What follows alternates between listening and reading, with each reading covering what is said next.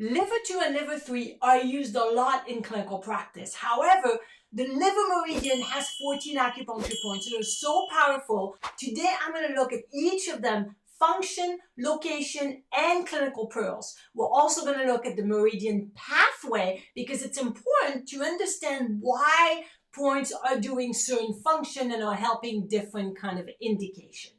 Welcome back to my channel. If it's your first time here, I'm Clara and I create acupuncture and Chinese medicine content for students and practitioners, making it easy to grasp and fun to learn.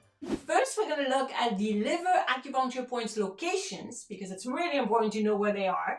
And then we're going to look at their function and indication. But stay till the end because I will do a quick recap that will show you that it's easy to remember the best feature of each of those 14 points. Let's do this. The liver meridian has 14 acupuncture points. Let's look at its pathway. Now, before we start with liver 1 and the pathway, we have to remember that the previous meridian was the gallbladder, which finishes at gallbladder 44. However, there was a branch from gallbladder 41 that went and connected to the big toe to meet the liver meridian. So this is how they connected. Liver 1 is on the opposite side of spleen 1 on the big toe. Spleen 1 is much more medial of the big toe, while liver 1 is more on the lateral side of the big toe, even though they're both on the medial side of the foot.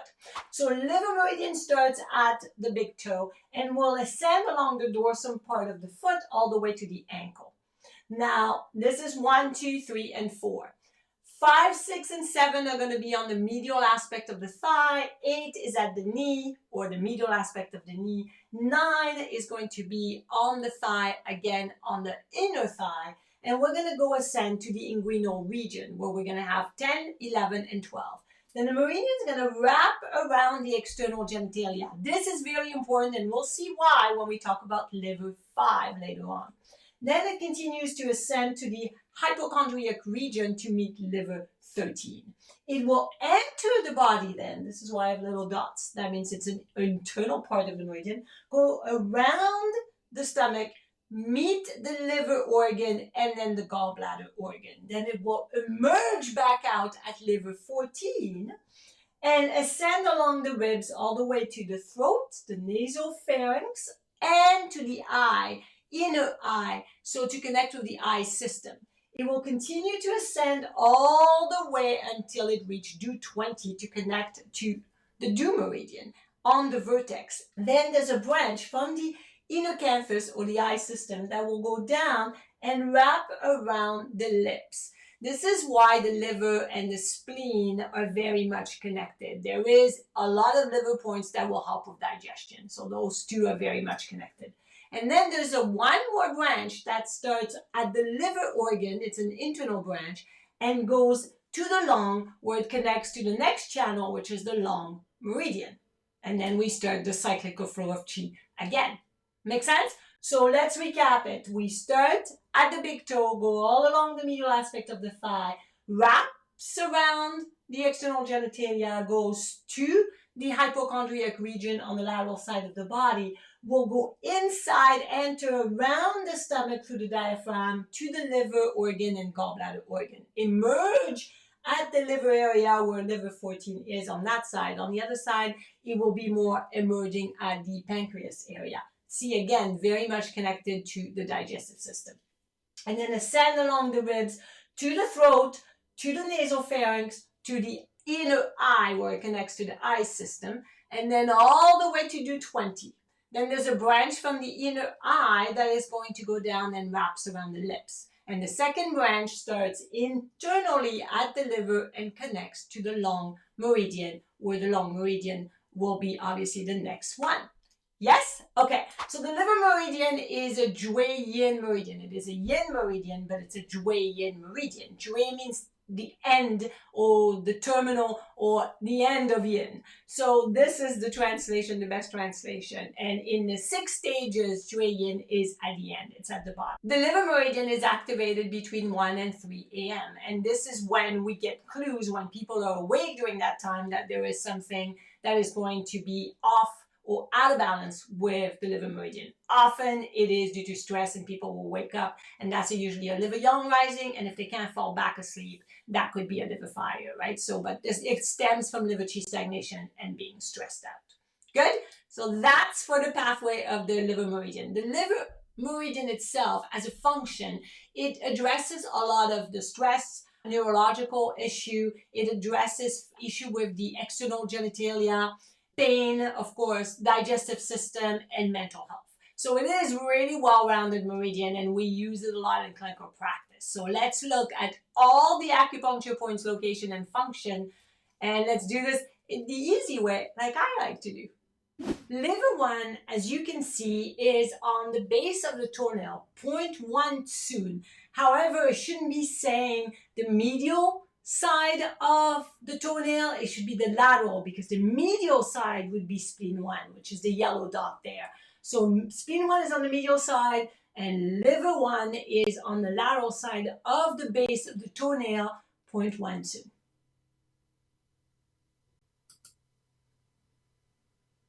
Now, liver 2 is between the first and second metatarsal, half a tsuen from the web margin. Liver 3 is located also between the first and second metatarsal, but 1 tsuen from the web margin. Liver 4 is anterior to the medial malleolus and often is mixed with spleen 5. Spleen 5 is inferior and anterior to the medial malleolus, while liver 4 is just above it because it's anterior to the medial malleolus, but it's also located right medial to the tibialis anterior tendon. Liver 1 is a Jingwell point. As a Jingwell point, it can help fainting like all Jingwell point, but its main function, which I think is very useful, is for uterine bleeding that is abnormal. And spleen 1 is a really good point for that as well. So you can use either spleen 1 or liver 1. Both those points are great to really stop that abnormal bleeding. Of course, we still need to look for the root cause. It can help incontinence in general, but it's not the best point for this, so I'm not going to focus on that. I really wanted to focus on the abnormal bleeding. Also for uterus prolapse. Now for uterus prolapse, you can use liver 1, but also spleen 6, ren 6, and do 20. Those 3 points adding to liver 1 are fantastic for prolapse of the uterus, specifically if it's stage 1. I use liver 2 all the time. This is one of the best points for liver yang rising. And liver yang rising stems from liver qi stagnation when people are really stressed, and then heat rises. So it's a really good point to bring liver yang down. It's also a really good point to bring liver fire down. So those indications are for anger, irritability, feeling like the volcano is going to explode. That's for those people. Also for very heavy menstruation, specifically when there's heat. The heat is the one that's causing the heavy menstruation. It is also used for red eyes, and which is liver fire, constipation due to excess heat or excess fire. It's used for temporal headaches at the end of the day that feel much better when we put an ice pack on it or some cold compress on it, right? So you know it's a heat kind of headaches when the cold makes it feel better. This is a great point for that as well. It also stops internal wind. Internal wind can create dizziness, epilepsy attack, and it can create other issues like convulsions, right? So this is a really good point to have as part of a wind or internal wind issue. As well, it's really good for the lower jiao to help with urine retention, bladder infection, specifically when there is heat. Remember, this is a point that really clears heat. Liver 2 is fantastic. Liver 3 is probably the most used liver acupuncture points in practice, right? For everywhere in the world, for everyone. So liver 3 is the best point to move liver qi when there is liver qi stagnation.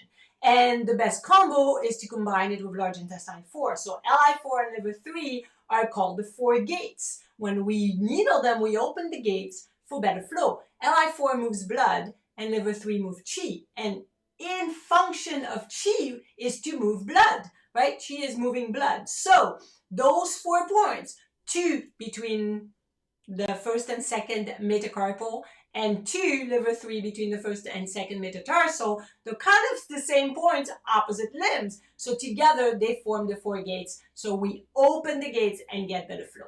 When it comes to liver chi stagnation, liver 3 is the best point.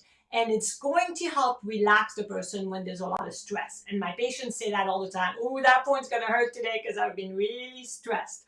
The second thing, it's great for PMS, specifically for premenstruation syndrome, for women that have breast tenderness, constipation, a lot of tension, stress, moodiness during that period prior to menstruation.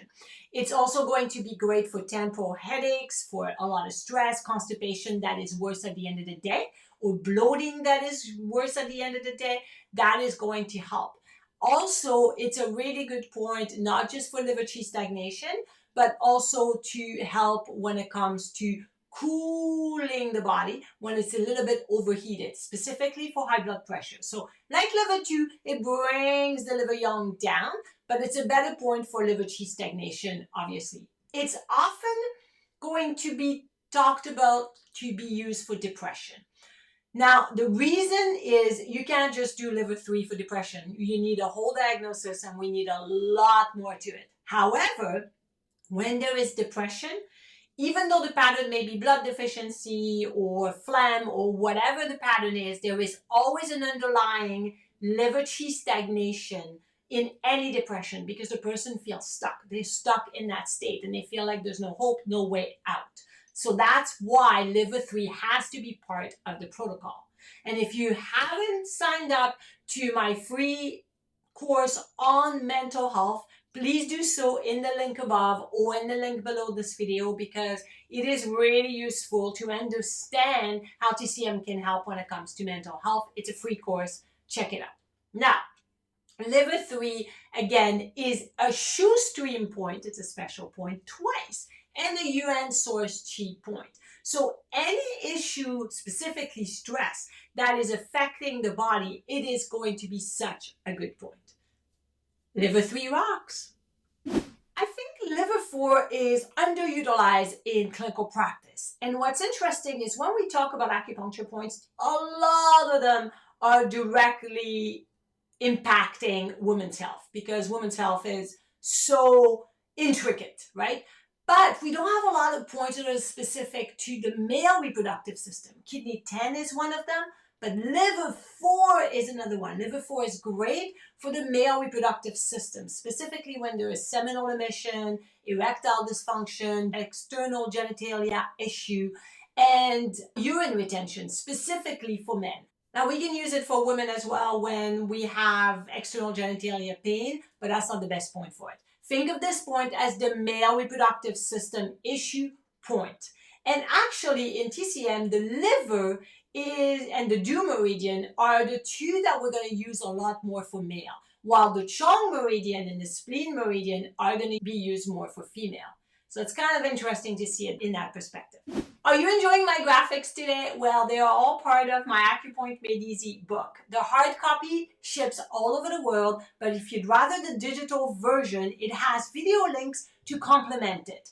Check out the link below this video for all the details, and if you don't have a copy yet, what are you waiting for? Liver 5 is 5 tsuen directly above the medial malleolus, but anterior to the spleen meridian, so closer to the edge of the tibia.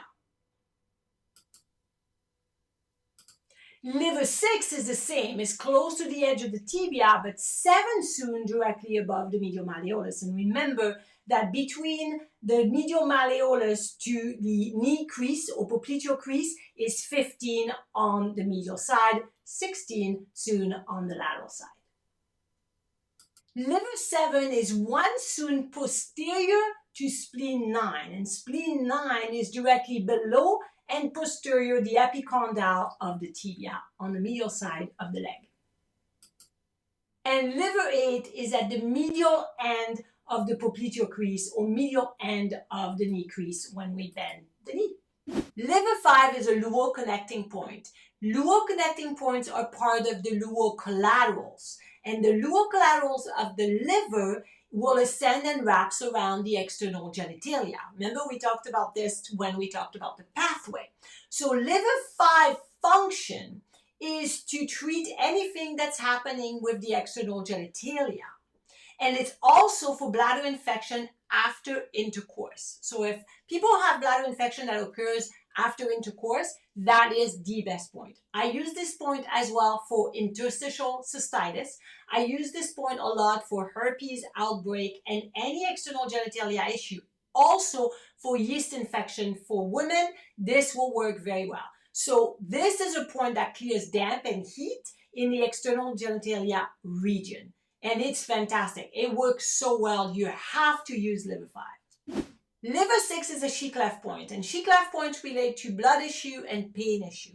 So with this point, we're going to have to use it when there is pain during intercourse, which is very common for women. Also writ pain or hypochondriac pain, which is a very much a liver issue. Menstruation pain, although this is not the best point for that, spleen 8 is better and kidney 5 is better. However, if that's what you wanted to focus on, you could put all 3 points, kidney 5, spleen 8, and liver 6. Makes sense, right? If there is any kind of hernia pain, this is the point. So now if there's inguinal hernia specifically, I would use this point over a hiatal hernia, for example. Make sense? Good. This is a great point for pain. Don't you love when acupuncture points only are going to do what they do best, which is to address pain in the area where they are located? Well, liver 7, that's exactly what it does. And I have to say, I probably have used liver 7 in 20 years of practice, maybe a couple of times, for the pain in their lower knee on the medial side area. That's all I have to say for that. Liver 8 is a fantastic point. It's a hussy point, and as a hussy point, it's located around the knee like all the other ones, like stomach 36, gallbladder 34, bladder 40, kidney 10, spleen 9. All those points are very powerful because they have a lot of chi and a lot of blood. So liver 8 has 2 main functions. First, it nourishes blood, which is fantastic for liver blood deficiency, which creates amenorrhea or very light menstruation, for postpartum fatigue. So a little bit more of a woman's point this time, but it's also going to be used for damp heat in the lower jaw, affecting the bladder and the external genitalia as well. So it can be used for excess and deficiency. Not a lot of points can have that. So I love liver 8, specifically to nourish liver blood. I use it a lot more to tonify than to clear. I use it along with spleen 6 and stomach 36, and it works really well specifically when there is menstruation issue and TCM blood deficiency. Spleen 10 is located too soon directly above the patella medial upper border. However, liver 9 is located forward soon above the femur epicondyle on the medial side, between the sartorius muscle and the vastus medialis. We can feel that it's pretty tender on a lot of people. Liver 10 is located 3 tsum directly stomach 30. Stomach 30 is 4 tsum lateral to the upper border of the pubic symphysis. And liver 10 is also located at the lateral edge of the abductor longus muscle. Liver 11 is the same, is 2 tsum directly below stomach 30 on the lateral border of the abductor longus. This is why it's a tricky point, but liver 12 is 2.5 tsum lateral to the midline, right below stomach 30, and it is where the femoral artery can be palpated, so a little dangerous.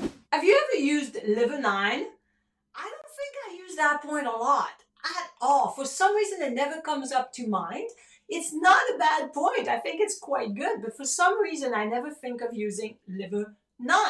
And it is used to relieve pain. So it kind of moves chi for pain, like abdominal pain, menstruation pain, or having any issue with low back pain as well. But it's not my first choice, and I don't think I ever use liver 9 for low back pain. So if you have, let me know in the comments below, because I have never used that point much at all. Liver 10, 11, and 12, because of their location, I don't think I've used them a lot. However, I have used them for inguinal hernia, specifically liver 12, because that works really, really well. And I'll talk about this when I talk about liver 12. Liver 10 is easy. Urine retention, abdominal bloating, that's pretty much it. It's not a point I use a lot because of its location as well. So that's a pretty fast and easy one for that one. Liver 11 regulates the Chong and the Ren meridian for irregular menstruation. So that's a very specific function. However, I think kidney points in that area, like kidney 13, is going to be probably a better choice. Also, stomach 29 is also a better choice because of its location. I don't use liver 11 that much, but that's its main function. Liver 12, although it's not located in a great place because of the femoral artery, is a great point for inguinal hernia. This is really located where the pain is. It's very local. And so when I treat inguinal hernias, I will use gallbladder 34 to relax the body, spleen 6, because spleen 6 is a commander point of the hips and it's encompassing the whole area. And a point like liver 12 would be a really good add-on. However, I don't do it on the hernia side. I do it on the opposite side. But be aware of the femoral artery because we don't want to puncture that. Liver 13 is directly below the free end of the 11th rib. Liver 14 is located on the 6th intercostal space, 4th soon lateral to the midline. If you use the clavicle, which is 8th soon, you go halfway down and reach the 6th intercostal space. That's where liver 14 is. Liver 13 is the front move point of the spleen. So it strengthens the spleen specifically when it comes to digestion. So it's great for diarrhea, for bloating, for nausea, and weak digestion specifically. Also, it is the zong influential point. So it can be used if there is any issue affecting the zong organ, which are the heart, the liver, the spleen, the kidney, and the lung. So if all of them are affected somehow, or they're all impacted in the health of the patient, liver 13 is a great add-on to your treatment. Also, it's a really good point because of where it's located for pain in the ribs, which often stems from liver qi stagnation. Liver 14 is the front move point of the liver. As such, it helps relieve pain in the physical liver organ for hepatitis, for example, or fatty liver, or any enlarged liver issue. It's not going to get rid of it, but it's going to relieve the uncomfortableness. Is that a word? Uncomfortableness? I make English words up all the time. Sorry. When people are in pain in the liver specific area. And you can needle both sides. It doesn't have to be just on the liver side. It's also going to help the liver as a TCM entity. So for depression, for rib pain, for stagnation, liver qi stagnation, it's going to help move it as well. It also helps when it comes to digestion, which is great, because liver is involved in the digestive system, right? That makes sense. So liver 14 is a great, powerful point, and I think it's underutilized in clinical practice as well. Remember we talked about how the liver meridian is a Jue Yin meridian. And in the 6th stage, the last stage is the stage of the Jue Yin, which is the liver and pericardium. And when there's high fever, if the pathogen has penetrated all the way down to the Jue Yin level, liver 14 needs to be there because it's going to help with the fever and try to expel the pathogens to come back up. Are you ready? We are going to look at the 14 acupuncture points of the liver and narrow down the best feature. And this is how we're going to remember all 14 points function. Less than 2 minutes. Ready? Let's go. Liver 1, great for abnormal uterine bleeding. Liver 2, brings liver yang down and liver fire down for all the fire and yang that affects the liver. Liver 3 moves liver qi stagnation for depression, PMS, and feeling stress. Specifically combined for large intestine 4 to open the 4 gates. Liver 4, great point for male reproductive system issue. Liver 5, this is the luo connecting point, so great for external genitalia problem or outbreaks. Liver 6 is the qi cleft point, so great for pain affecting menstruation, but also abdominal pain and hernia pain. Liver 7, local knee pain. Liver 8, fantastic to nourish liver blood, specifically when there is menstruation issue, but also to clear damp heat in the lower jiao. Liver 9, never used that point, but great for pain in the abdominal region and pain of the lower back. Liver 10, 11, 12, all located in the hernia or inguinal hernia area. Liver 12 is the best point for that, while the other two are not used a lot but can also affect the area. Liver 13, front move point of the spleen, so really strengthen the spleen and can address anything for weak digestion. Liver 14, front move point of the liver, so any issue affecting the liver organ, but also the TCM liver entity as well. Done! Easy! Wow! Make sure to subscribe to my channel so you don't miss out all the videos that I produce regularly, including shorts, long form, and live. And check out my website, AcuProAcademy.com, because I have tons of resources, including case studies, treatment protocol, free courses, and I also offer continuing education courses as well. And you'll find so much more information on my website. I hope you have a fantastic day, and no matter what, keep rocking it using TCM.